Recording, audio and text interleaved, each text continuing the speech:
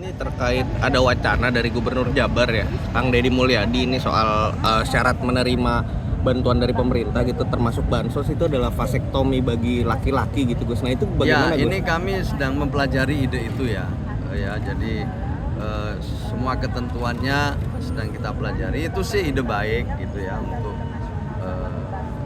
KB ya, keluarga berencana itu baik juga. Tapi kami masih memerlukan waktu untuk bisa mempelajari. Karena penyaluran itu ada proses yang harus kita lalui. Bisa terus dibahas tiba akal. Kita tidak bisa begitu, jadi kita proses dulu, kita pelajari. Seperti penyaluran tahap pertama itu kita masih pakai data yang lama. Ini pakai data yang baru, ini aja sudah kita kejar ini. Sedang kita kejar supaya target untuk tepat sasaran itu makin mendekati. Jadi kita mendekati tepat sasaran. Memang nggak bisa langsung, tapi prosesnya ini harus kita lewati, tahapan-tahapannya kita lewati. Jika pemutakhiran yang 3 bulan itu bisa konsisten kita lakukan, maka makin hari, makin bulan, data ini makin akurat. Jadi memang harus kita akui ya, salah satu problem kita itu soal tepat sasaran ini.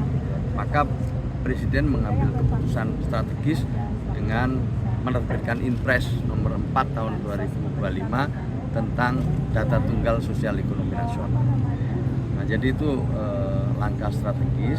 Kemudian ditindaklanjuti dengan Inpres nomor 8 tahun 2025 tentang pengentasan kemiskinan dan penghapusan kemiskinan ekstrim yang di dalamnya ada penyelenggaraan sekolah rakyat. Jadi sekolah rakyat ini nanti siswanya sekolah, jadi mereka benar-benar harus dari desil 1, dipastikan harus benar-benar miskin ekstrim atau miskin.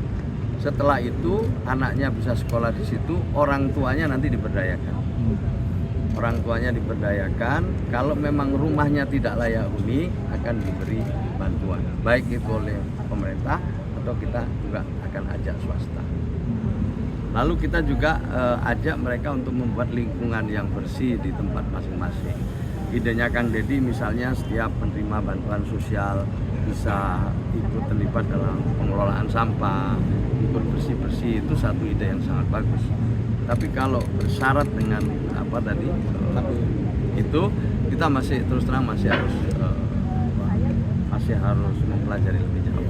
Tapi secara teknis Gus, sebenarnya kan Kang Deddy itu pokok pikirannya adalah bilang kalau KB ini bisa jadi pintu untuk pemerataan bantuan-bantuan pemerintah gitu ya Gus. Nah ini sebenarnya secara teknis bisa nggak sih Gus KB itu jadi pintu masuk untuk pemerataan itu Gus?